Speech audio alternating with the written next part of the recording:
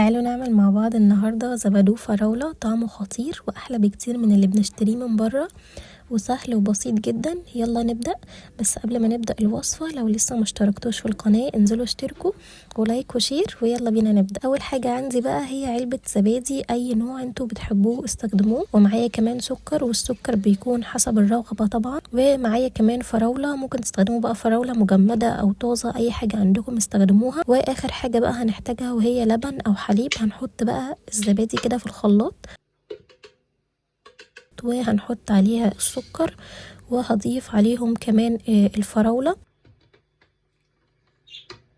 واحط حبة من اللبن صغيرين عشان ما تبقاش القوام بتاعها تقيل قوي كده، ويبقى شبه الزبادو اللي بنشتريه من بره. وهنخلط بقى كل المكونات دي مع بعضها كده في الخلاط، وبصوا لونها عامل ازاي، لونها تحفة. وبس كده بقى هجيب الازازة بتاعتي وهبتدي اصب فيها بقى العصير، وبصوا لونه بجد تحفة، وريحته كمان حلوة قوي، وطعمه خطير بجد، هيعجبكم قوي.